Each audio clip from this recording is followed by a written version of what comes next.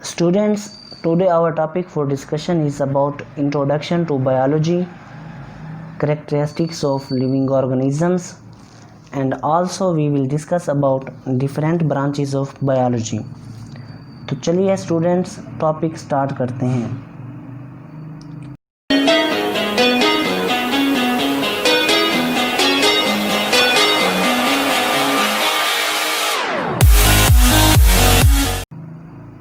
Students, biology को define करने से पहले हम साइंस को थोड़ा सा जान लेते हैं कि साइंस क्या है।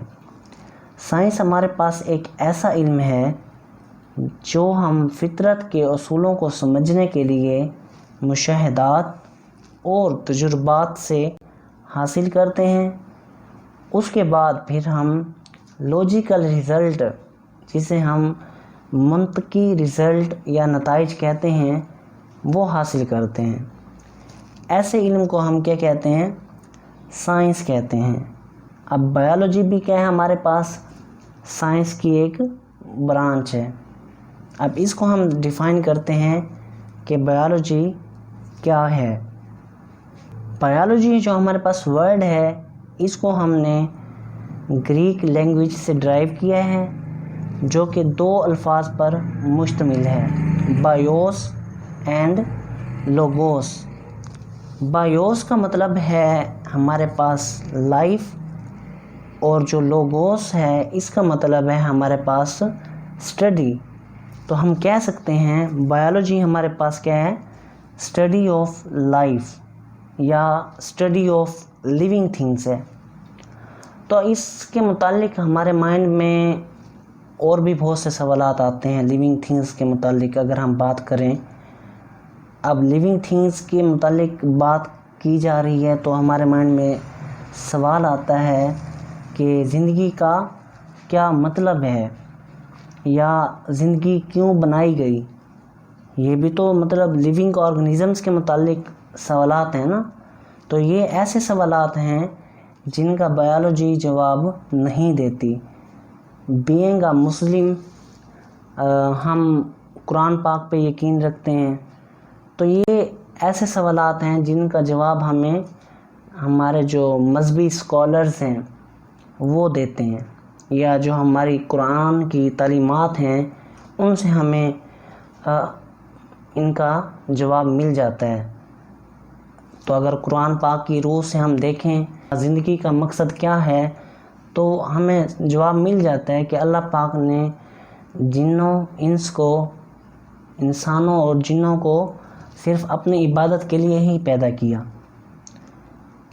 अब जो हमारे पास बायोलॉजी है वो लिविंग ऑर्गेनिज़म्स के मुतालिक किन सवालात के जवाब देती है वो हम देखते हैं। अब बायोलॉजी सिर्फ हमें ये बताती है कि ज़िंदगी कैसे वर्क करती है। ओके स्टूडेंट्स, जिसमें हम देखते हैं कि ज़िंदगी, अब अगर हम ह्यूमन बीइंग्स हैं तो अगर बात करें अपनी, तो हमारे बॉडी में डिफरेंट केमिकल रिएक्शंस हो रहे हैं। वो कैसे हो रहे हैं, कहाँ हो रहे हैं, उसके नतीजे में क्या बन रहा है, तो ये सारे जो हमारे पास सवालात हैं इनको डिफ़ाइन करती है बायोलॉजी। अब हम डिस्कस करते हैं कि लिविंग ऑर्गेनिज़म्स की कौन सी कैरेक्टरिस्टिक्स हैं बायोलॉजी के मुताबिक, जिसकी बेस पे हम कह सकते हैं कि ये नॉन लिविंग थिंग से डिफरेंट है। उसमें हमारे पास फर्स्ट जो कैरेक्टरिस्टिक्स है वो है कि जो लिविंग ऑर्गेनिज़म्स हैं उनकी जो बॉडी होती है वो एक या एक से ज़्यादा सेल से मिलकर बनी होती है। दूसरा, उनकी जो बॉडी होती है वो हाईली ऑर्गेनाइज्ड होती है। अब अगर हम खुद पे ही गौर कर लें, जो हमारी बॉडी है उसकी जो स्ट्रक्चर है वो हम देख रहे हैं, तो किस तरह एक हाईली ऑर्गेनाइज्ड फॉर्म में है। ये अल्लाह पाक ने हमें मतलब बनाया हुआ है। तो दूसरा जो हमारे पास इसके मुतालिक लिविंग ऑर्गेनिज़म के मुतालिक कैरेक्टरिस्टिक्स हैं, उसमें यह है कि जो बॉडी होती है वो क्या है? कम्प्लेक्स है। आप खुद देख लें, हमारी जो एनाटॉमी है, जो अंदरूनी साख्त है, या जो हमारी आउटर अपीयरेंस है, कितना मतलब एक कम्प्लेक्स है एक किस्म की। उसके बाद जो हमारे पास लिविंग ऑर्गेनिजम्स हैं, इनके अंदर जेनेटिक प्रोग्राम होता है। इसका क्या मतलब है कि इसके अंदर एक ख़ास किस्म का जेनेटिक मटेरियल होता है, वरासती मादा होता है, जिससे जो खुसूसियात हैं एक नस्ल से दूसरी नस्ल में क्या होती हैं, मुंतकिल होती हैं। तो वो हमारे पास जो वरासती मादा है वो क्या कहलाता है, डीएनए कहलाता है। इसके अलावा जो लिविंग ऑर्गेनिज़म होता है वो एनर्जी को हासिल करता है, जैसे हम खुराक खाते हैं उससे एनर्जी हासिल करते हैं, फिर उसको बॉडी के जो फंक्शंस हैं इनको परफॉर्म करने के लिए जो हमें उस खुराक से एनर्जी मिल रही होती है उसको फिर हम क्या करते हैं, यूटिलाइज़ करते हैं अपनी बॉडी के प्रॉपर फंक्शनिंग के लिए। इसके अलावा जो लिविंग ऑर्गेनिज़म है उसके अंदर डिफरेंट केमिकल रिएक्शंस क्या होते हैं, हो रहे होते हैं। जैसे हम अपनी बात करें तो हमारे में डाइजेशन है या जो रिस्पायरेशन है, एक किस्म के रिएक्शंस हैं, ये हो रहे होते हैं और इनको कंट्रोल किया जाता है। हमारी बॉडी में एंजाइम्स हैं जो इन केमिकल रिएक्शंस को क्या करते हैं, कैटालाइज करते हैं, फिर इनको कंट्रोल करते हैं। उसके अलावा जो हमारे पास लिविंग ऑर्गेनिज़म है उसकी एबिलिटी है कि वो साइज़ में क्या करे, ग्रो करे, बढ़े, ग्रोथ हो उसकी। इसके अलावा जो लिविंग ऑर्गेनिज़म होता है उसकी कोशिश होती है वो अपने इंटरनल इन्वायरमेंट, जो बॉडी का इंटरनल इन्वायरमेंट है उसको क्या रखे, कांस्टेंट रखे। इसी तरह अगर हम बात करते हैं जो बॉडी के टेम्परेचर की, तो हमारा बॉडी का जो ऑप्टिमम टेम्परेचर है वो 37 डिग्री सेंटीग्रेड है। चाहे बाहर का जो इन्वायरमेंट है इसमें टेम्परेचर बढ़े या कम हो, इससे मतलब हमारा बॉडी के टेम्परेचर पे असर नहीं होता, क्योंकि हमारा बॉडी के अंदर एक नेचुरली होम्योस्टैटिक सिस्टम अल्लाह पाक ने रखा हुआ है, जिससे जो हमारा बॉडी का टेम्परेचर है वो हमेशा 37 डिग्री सेंटीग्रेड पे ही रहता है। इसके बाद जो हमारे पास लिविंग ऑर्गेनिज़म होता है वो अपने जैसे और जानदार पैदा कर सकता है। और जो हमारे पास लिविंग ऑर्गेनिज़म होता है, इन्वायरमेंट में कोई भी चेंज है, अब जो इन्वायरमेंट है हमारा जिसमें हम रह रहे होते हैं उसमें आप देखें सर्दियां आती हैं, गर्मियां आती हैं, तो ये हमारे पास क्या हैं, एक्सटर्नल स्टिमुलाई हैं जो हम डिटेक्ट करते हैं, फिर उसके मुताबिक क्या करते हैं, रिस्पॉन्स करते हैं। तो इस तरह ये जो डिफरेंट चेंजेस आती हैं हमारे इन्वायरमेंट में, उसके अकॉर्डिंग हमारी बॉडी या जो हम हैं क्या करते हैं, रिस्पॉन्स पैदा करते हैं। ये ऐसी करैक्टरिस्टिक्स हैं लिविंग ऑर्गेनिज़म्स की जो इन्हें नॉन लिविंग ऑर्गेनिज़म्स जो होते हैं उनसे क्या करती हैं, डिफरेंशिएट करती हैं। तो ऐसी करैक्टरिस्टिक्स जिसके अंदर भी होंगी तो उन्हें हम क्या कह सकते हैं, लिविंग थिंग कह सकते हैं। अब जो हमारे पास बायोलॉजी की जो मतलब एक हमारे पास साइंस की ब्रांच है, तो ये अब लिविंग ऑर्गेनिजम्स के मुतालिक सारे पहलुओं को कवर करती है। अब लिविंग ऑर्गेनिज़म की बात हम कर रहे हैं ना, तो उसमें हमारे देखें केमिकल रिएक्शंस हो रहे हैं, या जो हमारी बॉडी की साख्त है, जो हमारे अंदर सेल्स हैं, या हमारे अंदर टिश्यूज़ हैं, या जो हमारे अंदर जेनेटिक प्रोग्राम है। अब ये एक ही लिविंग ऑर्गेनिज़म के अंदर ये सारी चीज़ें पाई जाती हैं। तो इस तरह फिर हमने जब देखा कि हमारे पास एक लिविंग ऑर्गेनिज़म के अंदर ये सारी चीज़ें पाई जाती हैं, तो इनको हमने फिर बायोलॉजी को डिफरेंट ब्रांचेस में डिवाइड कर दिया, जिसमें हम एक एक चीज़ को स्टडी करते हैं। जिसमें अब अगर हम देखें हिस्टोलॉजी है, उसमें क्या है, हमारी जो बॉडी में टिश्यूज़ पाए जाते हैं, मसल टिश्यू है, तो ये नर्वस टिश्यू है, तो इनको जब हम स्टडी करते हैं, सिर्फ टिश्यू को, पूरे लिविंग ऑर्गेनिज्म को नहीं, सिर्फ जब टिश्यू को हम स्टडी करते हैं उसे हम कहते हैं हिस्टोलॉजी। तो इस तरह हमने बायोलॉजी को डिफरेंट ब्रांचेस में क्या किया, तकसीम कर दिया। इसके अलावा जो डिफरेंट ब्रांचेस हैं बायोलॉजी की, उनको आपने मैट्रिक लेवल में भी आपने स्टडी किया हुआ होगा। अब जो हमारे पास फर्स्ट ईयर के सिलेबस में है, उसमें हमारे पास मॉलिक्यूलर बायोलॉजी, इसको हम देखेंगे, इन्वायरमेंटल बायोलॉजी को स्टडी करेंगे, माइक्रोबायोलॉजी को, फ्रेश वाटर बायोलॉजी को, मैरीन बायोलॉजी को, पैरासाइटोलॉजी को, ह्यूमन बायोलॉजी को, सोशल बायोलॉजी को एंड बायोटेक्नोलॉजी को हम स्टडी करेंगे। फर्स्ट ऑफ ऑल हमारे पास क्या है, मॉलिक्यूलर बायोलॉजी। ये बायोलॉजी की वो ब्रांच है जिसमें हम ऑर्गेनिजम्स की स्ट्रक्चर, सेल्स और उनके अंदर जो ऑर्गेनेलीज पाए जाते हैं, जैसे माइटोकॉन्ड्रिया है, राइबोसोम है, इनको जब हम मॉलिक्यूलर लेवल पे स्टडी करते हैं, वन बाय वन इनकी स्ट्रक्चर को, इनके फंक्शंस को, तो ये सारा हमारे पास क्या कहलाता है, मॉलिक्यूलर बायोलॉजी कहलाता है।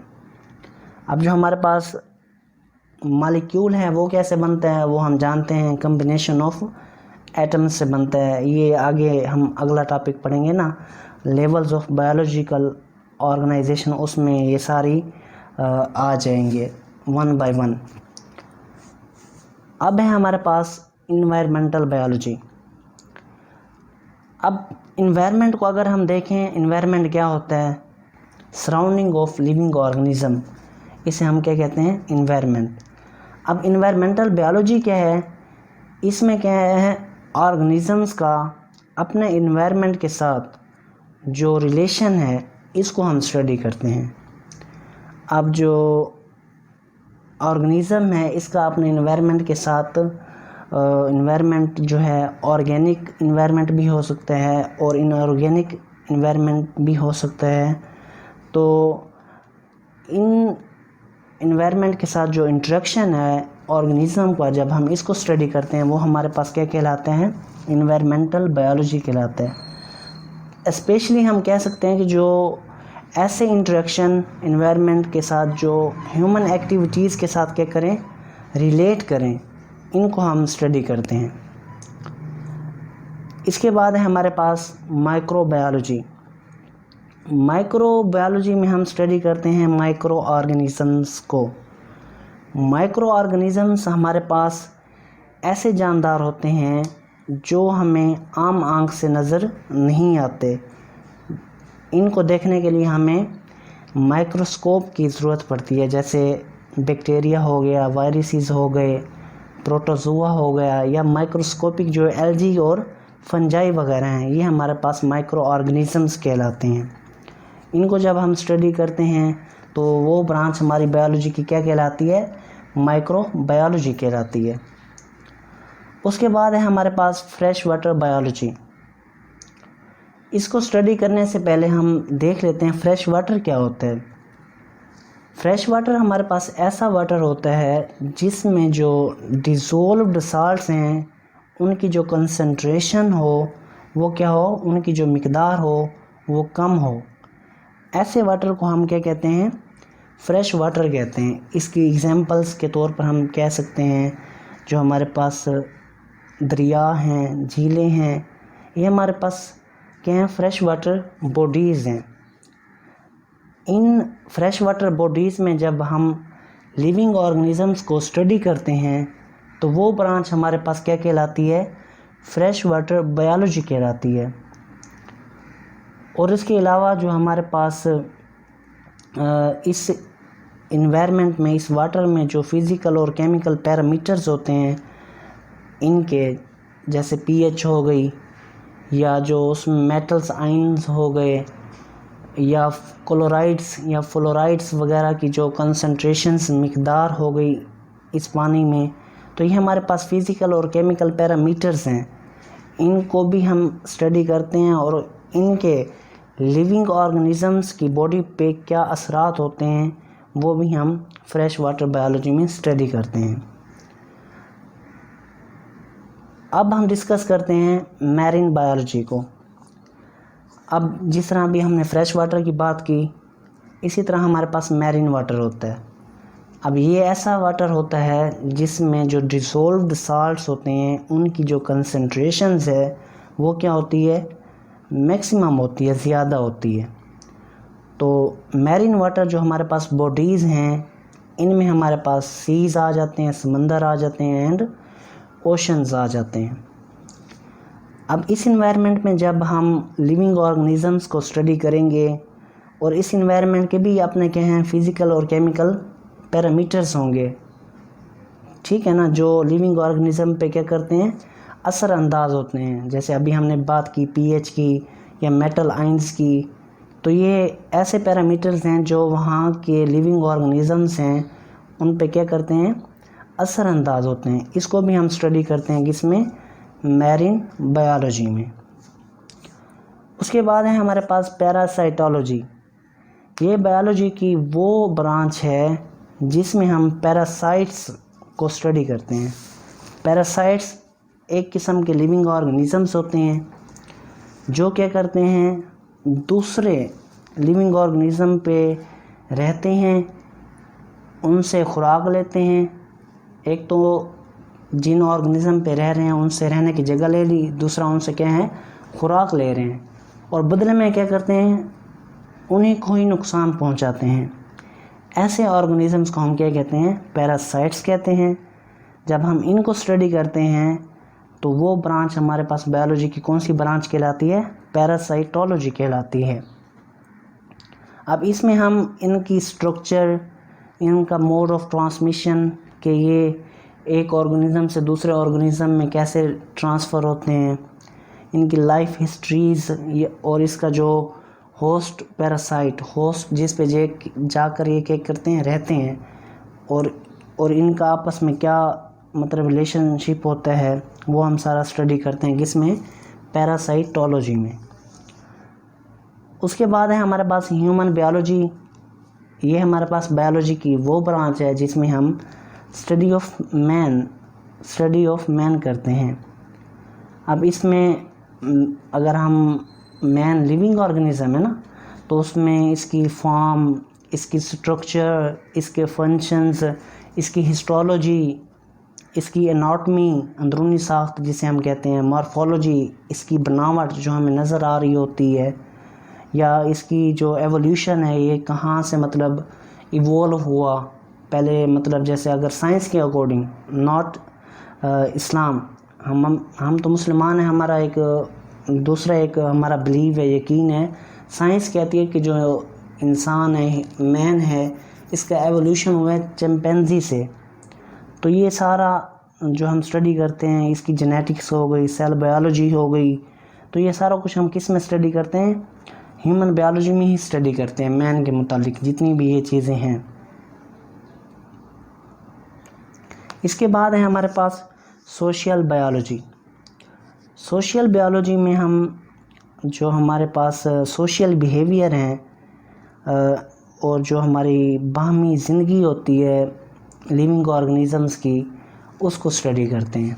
सोशल लाइफ आप इस तरह देख लें कि आप जिस सोसाइटी में हम रह रहे होते हैं उस सोसाइटी में क्या है, हमारा कुछ लोगों के साथ फ्रेंडली रिलेशन होता है, कुछ के साथ हमारा क्या कहते हैं रिलेशन सिर्फ सलाम दुआ तक होता है, कुछ के साथ जो हमारा रिलेशन होता है वो एक किस्म के आप कह लें दुश्मनी वाला होता है। तो ये हमारे पास सोशल बिहेवियर हैं। इनको जब हम बायोलॉजी में देखें तो ऐसे बिहेवियर हमारे पास जैसे ऑर्गेनिज्म के दरमियान होते हैं, उसमें प्रीडेटर प्रे का रिलेशनशिप आ जाता है, म्यूचुअलिज्म आ जाता है, कॉमन्सलिज्म आ जाता है। तो ये सारे जब हम इनको स्टडी करते हैं तो ये हमारे पास क्या कहलाता है, सोशल बायोलॉजी कहलाता है। लास्ट वन है हमारे पास बायोटेक्नोलॉजी। ये हमारे पास बायोलॉजी की वो ब्रांच है जिसमें हम लिविंग ऑर्गेनिजम्स को ही यूज़ करते हैं, उनके अंदर सिस्टम्स जो होता है उसको यूज़ करते हैं और उससे ऐसी चीज़ें प्रिपेयर करते हैं, मैन्युफैक्चर करते हैं जो इंसानियत के लिए, दूसरे लिविंग ऑर्गेनिजम्स के लिए क्या हों, फ़ायदेमंद साबित हों। तो जब इसको हम स्टडी करते हैं, ये ब्रांच हमारे पास क्या कहलाती है, बायोटेक्नोलॉजी कहलाती है। इसकी मिसाल इस तरह मैं आपको दे सकता हूँ कि जो हमारे पास शुगर के मरीज़ होते हैं, उनकी बॉडी में इंसुलिन प्रोड्यूस नहीं होता जो क्या करे ग्लूकोज को ब्रेक डाउन कर सके, जिसकी वजह से जब इंसुलिन नहीं होती उनकी बॉडी में तो वो ग्लूकोज की जो कंसंट्रेशन है बॉडी में वो क्या हो जाती है, बढ़ जाती है। फिर इसके बरकस हम क्या करते हैं, एक ऐसा इंसान ढूंढते हैं, लेते हैं जिसमें इंसुलिन प्रोडक्शन हो रही होती है, तो हम उस इंसान से वो क्या करते हैं, जीन निकालते हैं जो इंसुलिन प्रोड्यूस करता है और इसको हम बैक्टीरिया, वो भी तो एक लिविंग ऑर्गेनिज्म है ना, उसके अंदर क्या करते हैं, उसको इंसर्ट कर देते हैं। एक हमारे पास जेनेटिक इंजीनियरिंग टेक्निक है उसके थ्रू। फिर वो जीन क्या करता है बैक्टीरिया के अंदर, जैसे जैसे बैक्टीरिया रेप्लिकेट करता है, जैसे जैसे वो अपनी जैसे और बैक्टीरिया बनाता है, तो वो जीन भी अपने आप को क्या करता है, उसके अंदर रेप्लिकेट करता है, अपनी बहुत सारी कॉपीज़ तैयार करता है। फिर हम वो जीन निकाल के बहुत सारे, क्योंकि बैक्टीरिया की ये एबिलिटी है कि वो कम टाइम में बहुत सारे अपने रेप्लिका प्रोड्यूस कर सकता है, तो फिर हम वो जीन उस बैक्टीरिया से निकालते हैं और फिर उनको हम इंसानियत के फ़ायदे के लिए क्या करते हैं, इस्तेमाल करते हैं। जैसे जो पेशेंट होते हैं, शुगर के मरीज़ जो होते हैं, उनको हम इंसुलिन की फॉर्म में या जो गोलियों की फॉर्म में, टेबलेट्स की फॉर्म में उन्हें हम देते हैं और जिससे उनकी जो बॉडी है वो क्या करती है, शुगर लेवल को कंट्रोल में रखती है। जी तो स्टूडेंट्स, ये था हमारा आज का टॉपिक। ब्रीफली हमने थॉरली सारा स्टडी किया, ब्रांचेस ऑफ बायोलॉजी को, कैरेक्टरिस्टिक्स ऑफ लिविंग ऑर्गेनिजम्स को और बायोलॉजी का थोड़ा सा इंट्रोडक्शन देखा। आई होप कि आपको अच्छे से समझ आ गया होगा। अपना और अपने घर वालों का ख्याल रखिए। अल्लाह हाफिज़।